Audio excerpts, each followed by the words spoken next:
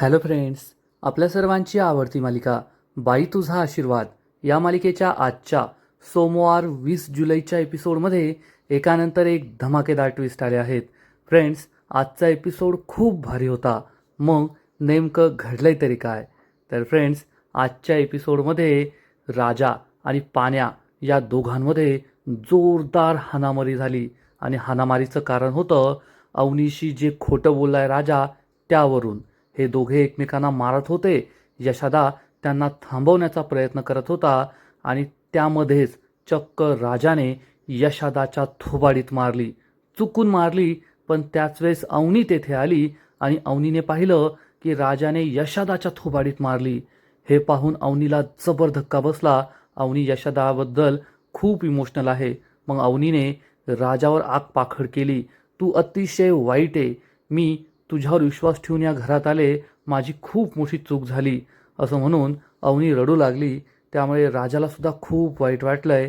यशादा तर दुःखी होऊन निघून गेलाय. मग हे सगळं नेमकं घडलं तरी कसं हे जाणून घेण्यासाठी हा व्हिडिओ शेवटपर्यंत नक्की पहा. फ्रेंड्स, आजच्या एपिसोडच्या सुरुवातीलाच राजा आणि अवनी हे दोघे रस्त्यावर उभे असतात आणि राजा म्हणतो, चला मॅडम घरी, आपण रिक्षाने घरी जाऊया. पण अवनी त्याला प्रश्न विचारते, राजा मी आर्किटेक्ट आहे, म्हणजे काय आहे असं तुला वाटतं? आता राजा जास्त शिकलेला नाही आहे, त्यामुळे आर्किटेक्ट म्हणजे काय आणि आर्किटेक्ट काय काम करतो हे राजाला माहीत नाही आहे. राजा खोटा खोटा आव आणण्याचा प्रयत्न करतो, पण अवनीला हे माहीत असतं की याला काही माहीत नाही आहे. अवनी त्याला विचारते, आर्किटेक्ट काय काम करतो, मी काय काम करते ते सांग. राजा गप्प बसतो. राजाला हे माहीत नसतं. अवनी विचारते, बिल्डर काय काम करतो ते सांग. राजा गप्प बसतो. अवनी विचारते, कॉन्ट्रॅक्टर काय काम करतो ते सांग. राजाला हे पण माहीत नसतं. अवनी विचारते, गवंडी मिस्त्री काय काम करतो. पण राजा काहीच बोलत नाही. राजाला समजतं यशादाने अवनीला सगळं सांगितलंय. अवनी त्याला म्हणते, अरे हो, कॉन्ट्रॅक्टर काय काम करतो ते तर तुला माहितीच असेल ना, कारण शेवटी तुझा मोठा भाऊ कॉन्ट्रॅक्टर आहे यशादा. अरे एका वेळेस 10-10 साईट्स चालू असतात त्याच्या. टेंडर कसं भरायचं, एस्टिमेट कसं काढायचं, सगळं काम कसं करून घ्यायचं हे तुला चांगलंच ठाऊक असेल ना. राजा चांगला शरमतो. त्याला समजतं की मी कॉन्ट्रॅक्टर नाही आहे, गवंडी आहे, हे यशादाने अवनीला सांगितलंय. आणि राजा विचारतो की अजून तुम्हाला यशादाने काय काय सांगितलंय. अवनी त्याला विचारते, अजून काय काय सांगितलंय म्हणजे अजून किती खोटं बोललाय तू माझ्याशी. राजाची बोलतीच बंद होते. अवनी चिडून म्हणते, राजा तू खरंच किती वाईट वागलाय माझ्याशी. तू माझ्याशी खोटं का बोलला? अरे मला एक वेडी आशा होती की यशादा मोठा कॉन्ट्रॅक्टर आहे तर तो मला नोकरी मिळवून देईल. पण तू सगळं माझ्याशी खोटं बोलला होता. तू माझी खूप मोठी फसवणूक केली आहे राजा. मला जेव्हा या घरी पहिल्यांदा आले ना, तेव्हाच संशय आला होता की भाऊ एवढा मोठा कॉन्ट्रॅक्टर आहे तरी घराची ही अशी अवस्था कशी. पण मला असं वाटलं कदाचित तुमचे सेंटिमेंट्स या घराशी जोडले गेले असतील म्हणून तुम्ही घर तसंच ठेवलं असेल. नाहीतर मी फक्त माणसं चांगली आहेत म्हणून तुझ्यावर विश्वास ठेवला. रोज मला 100 प्रश्न पडायचे, हे असं का, हे तसं का, तरीसुद्धा मी विश्वास ठेवला. नाही, माणसं चांगली आहेत, राजा चांगला आहे, तो आपल्याशी काही खोटं नाही बोलू शकत, काही लपू नाही शकत. पण राजा तू माझा विश्वासघात केलास, तू माझ्याशी खोटं बोललास. राजाला खूप वाईट वाटतं. राजा म्हणतो, मॅडम जेव्हा मी तुम्हाला हे सगळं सांगितलं तेव्हा तुम्ही माझ्या घरी याल हे मला माहीत नव्हतं, म्हणून मी तुम्हाला सगळं खोटं खोटं सांगितलं. अवनी विचारते, याला काय अर्थ आहे? तर राजा सांगतो, आहे मॅडम, याला अर्थ आहे. लहानपणापासून मी फक्त माझ्या कुटुंबाचा अपमान पाहिला आहे. माझ्या अण्णांबद्दल, माझ्या कुटुंबाबद्दल कुणीही चांगलं बोलत नाही. सगळे फक्त नावं ठेवतात. त्यामुळे मी अनोळखी लोकांसमोर खोटं बोलतो, सांगतो माझा भाऊ मोठा कॉन्ट्रॅक्टर आहे, आमच्याकडे खूप पैसा आहे, आमचं घर खूप छान आहे, आम्ही सगळे भाऊ, आमचे वडील खूप छान राहतात, आम्हाला गावात खूप मान आहे. कमीत कमी अनोळखी लोकांच्या नजरेत तरी आमच्याबद्दल मान, माझ्या वडिलांबद्दल, माझ्या कुटुंबाबद्दल मान मला दिसावा, यासाठी मी हे सगळं करतो. अवनी खूप दुःखी होते. राजा हा अवनीजवळ येतो आणि म्हणतो, मॅडम तेव्हा मला हे माहीत नव्हतं म्हणून मी हे सगळं केलं, तुम्हाला खोटं सांगितलं. अवनी म्हणते, अरे पण तू खोटंच बोललाय ना, आणि खोटं बोलणं खूप चुकीचं असतं आणि त्यामुळे समोरच्याची स्वप्न तयार होतात. मला असं वाटलं होतं यशादा मोठा कॉन्ट्रॅक्टर आहे, त्याची स्वतःची फर्म आहे, तर तो माझ्या नोकरीसाठी प्रयत्न करेल. आणि राजा तुझ्या या खोट्यामुळे तुझ्यावर विश्वास ठेवून मी माझं घर सोडून आली आहे, तुझ्याबरोबर राहतीये आणि तू माझ्याशी इतकं खोटं बोललास. राजाला काय उत्तर द्यावं ते कळतच नाही. अवनी रिक्षा थांबवते, रिक्षात बसते. राजा विचारतो, मॅडम कुठे चाललाय तुम्ही? अवनी म्हणते, चला काका. राजा विचारतो, अहो पण कुठे चाललाय? अवनी चिडून म्हणते, अमेरिकेला. या रिक्षावाल्याला सुद्धा आश्चर्य वाटतं. राजा विचारतो, काय? अवनी म्हणते, तू खोटं बोलू शकतोस तर मी खोटं नाही बोलू शकत का? असं म्हणून अवनी रिक्षावाल्याला रिक्षा चालवायला सांगते. रिक्षा निघून जाते. राजा मागे मागे धावतो, पण रिक्षा निघून जाते. राजा खूप दुःखी होतो. अवनी कोठे गेली असेल? आता अवनीला कसं समजून सांगायचं हाच प्रश्न राजाला पडतो. राजाला खूप टेन्शन येतं. आणि इकडे पायल ही पाण्याच्या गॅरेज बाहेरच जोरजोरात रडत असते आणि विचारते, पानू तुला माझ्या भावना नाही कळत का? तू माझ्याबरोबर असं का करतोय? पाण्या आणि संब्या हे सगळं पाहत असतात. काय करावं हाच प्रश्न त्यांना पडतो. पायल म्हणते, मी तुझ्यावर एवढं जीवापाड प्रेम करते आणि तू माझ्याशी असं वागतोस, माझा अपमान करतोस, माझा हार्टब्रेक करतोस. आणि ती ढसाढसा रडत असते. पण हे दोघे काही तिला रडायचं थांबवत नाही. आणि तेवढ्यात तेथे 2 माणसं येतात गाडी रिपेअर करायला. आणि पायल इतक्या जोरजोरात रडत असते, त्यामुळे त्यांना असं वाटतं या पाण्यानेच काहीतरी केलंय. हा माणूस विचारतो, ओ ताई काय झालं तुम्हाला रडायला? तर पायल म्हणते, या मुलाने आणि ती पुन्हा ढसाढसा रडू लागते. आणि या माणसांना वाटतं पाण्याने नक्कीच तिची छेड काढली आहे. आणि हा माणूस ओरडून विचारतो, काय केलं रे तिला? पाण्या म्हणतो, ओ दादा मी काही केलं नाहीये. पाहिले डोक्यात फरक पडेल का तुझ्या? नीट सांग ना. सांगता सांगता काय रडू राहिली मध्ये मध्ये? आणि पायल पुन्हा ओ दादा असं करून पुन्हा ढसाढसा रडू लागते. पाण्या म्हणतो, नीट बोल ना, पूर्ण वाक्यात सांग ना, असं काय मध्ये मध्ये गॅप घेऊ राहिली? तर हा माणूस म्हणतो, अरे तू काही केल्याशिवाय रडू राहिली का ती? तुला आहे ना चांगलाच धडा शिकवतो. तर पायल म्हणते, ओ दादा याने ना माझा हार्टब्रेक केलाय. असं म्हणून रडत रडत पायल तेथून निघून जाते. या माणसाला समजतं की पाण्याने काही नाही केलंय, या पोरीचा हार्टब्रेक झालाय म्हणून ती रडतीये. त्यामुळे तो शरमतो. पाण्या विचारतो, आता बोला ना, आता बोला. हार्ट ब्रेक झालाय म्हणजे तिचं हृदय तोडलंय असं म्हटली ती. मी काय नाही केलंय, निघ इथून. आणि ही माणसं तेथून पळून जातात. बाकीची माणसं सुद्धा जमलेली असतात. पाण्या सगळ्यांना हकलून देतो. तेवढ्यात संब्या त्याला सांगतो, ओ हापा वहिनीचा फोन इथेच राहिलाय. पाण्या विचारतोय, वहिनी काय? पायली म्हणायचं. आणि पायलीचा फोन ना बरं झालं सापडला. आता स्विच ऑफ करूनच ठेवतो, म्हणजे माझ्या डोक्यामागची कटकटच जाईल. ना फोन राहील ना जेवलास का म्हणून विचारायला फोन येईल. असा विचार करून पाण्या हा फोन स्विच ऑफ करतो आणि स्वतःजवळच ठेवून देतो. इकडे धन्या घरी परत येतो आणि विचार करतो, या घरात आहे ना काहीतरी सुरूच आहे. रोज काहीतरी राडे होत आहे. त्यामुळे ना माझाच BP वाढायचा. धन्या एरझाऱ्या मारत असतो टेन्शनमध्ये की नक्की यशदा हा वहिनीला घेऊन कुठे गेला आणि राजादा त्यांच्या मागे कुठे गेला. तेवढ्यात पाण्या घरी येतो आणि हा धन्या येडझऱ्या मारतोय. हे पाहून पाण्या विचारतो, कॉलेज कुमार काय झालं रे? काही टेन्शन आहे का? सांग मला.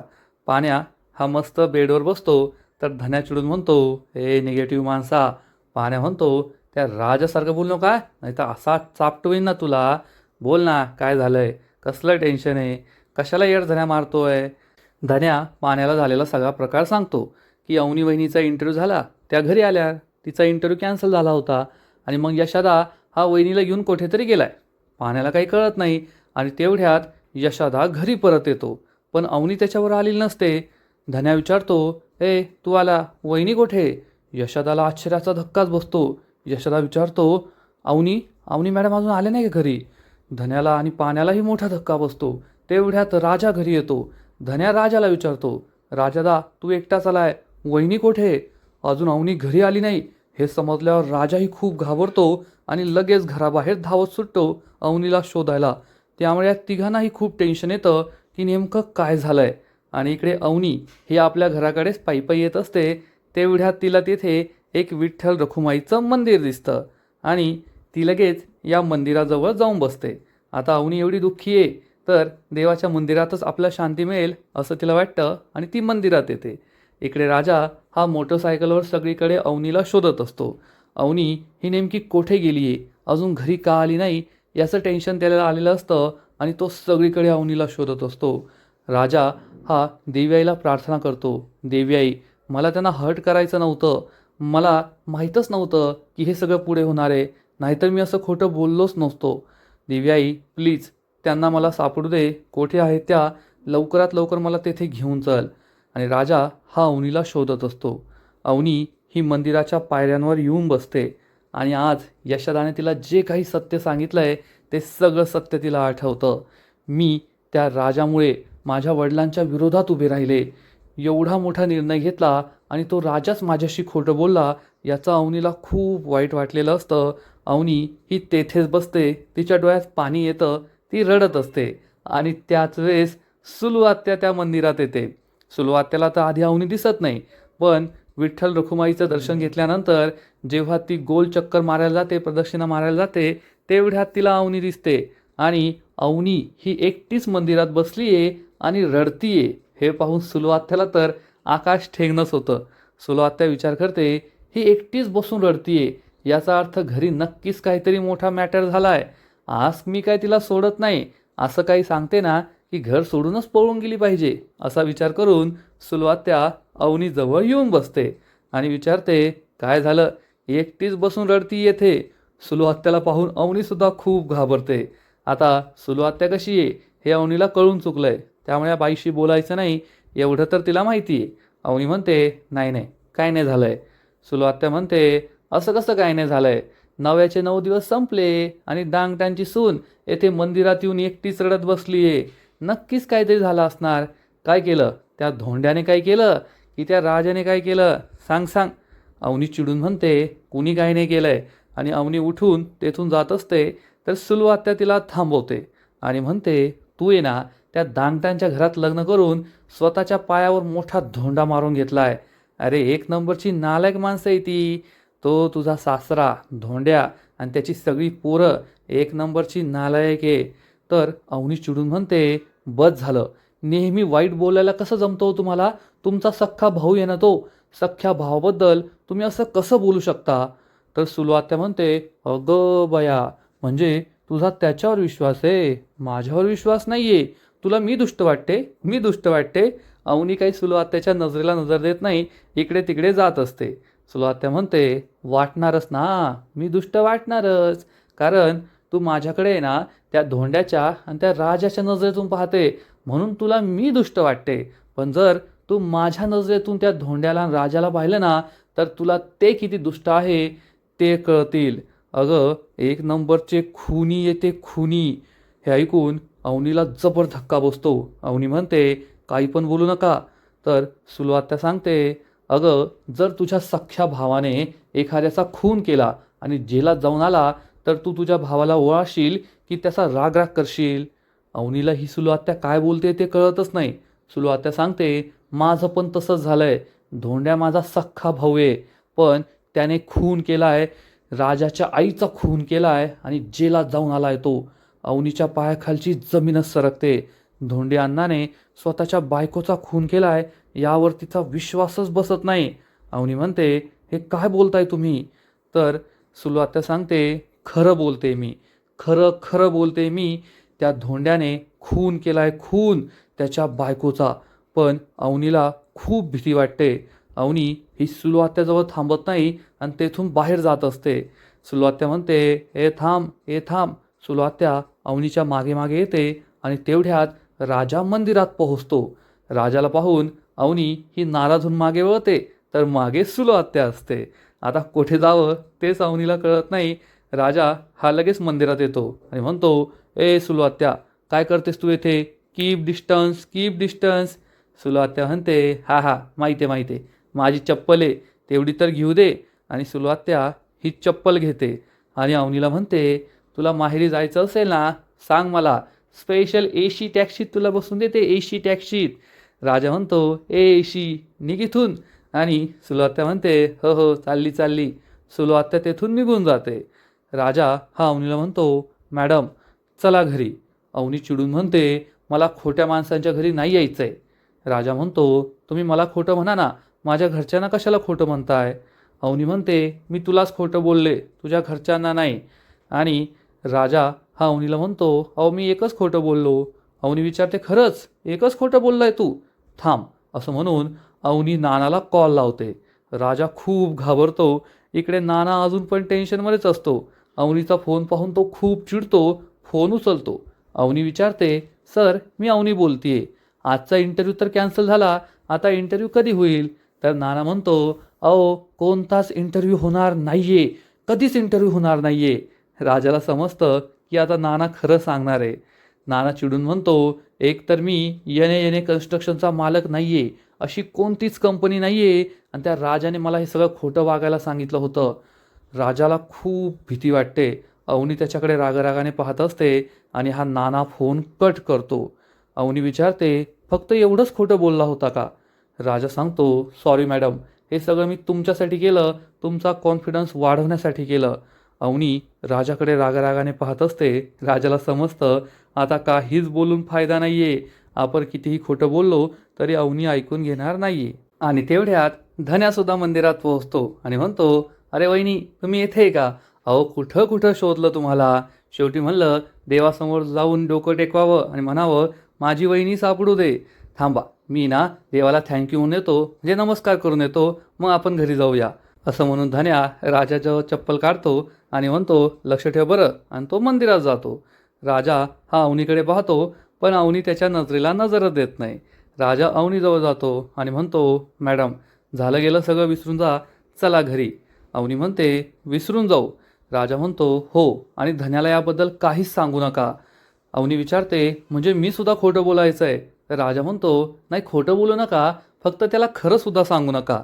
अवनी खूप चिडते आणि तेवढ्यात धन्या तेथे येतो आणि म्हणतो, चला वहिनी घरी. राजा म्हणतो, हो चला. अवनी म्हणते, मला घरी नाही यायचं आहे. धन्या विचारतो, घरी नाही यायचं आहे? पण का? अवनी म्हणते, म्हणजे मला शॉपिंगला जायचं आहे. राजा म्हणतो, चला ना मग, मी गाडी आणली आहे, आपण मोटरसायकलवर जाऊ. अवनी म्हणते, नाही मला तुझ्याबरोबर नाही यायचं आहे. तू जा घरी, मी धनूला बरोबर घेऊन जाईल, आम्ही रिक्षाने जाऊ. चल धनू. असं म्हणून अवनी बाहेर पडते. धन्या हा राजाला विचारतो, ए गनमन आहे का रे तू? परत वहिनीशी भांडण केलं का? तुझं काही खरं नाही. राजा म्हणतो, जा जा त्यांच्याबरोबर. धन्या अवनीबरोबर निघून जातो. राजाला खूप वाईट वाटतं. राजा म्हणतो, यशादा खूप चुकीचं केलं आहे तू. काय गरज होती तुला सगळं खरं सांगायची? मी सांगितलं असतं ना. राजा हा यशोदावर चिडतो की यशोदाने अवनीला सत्य का सांगितलंय.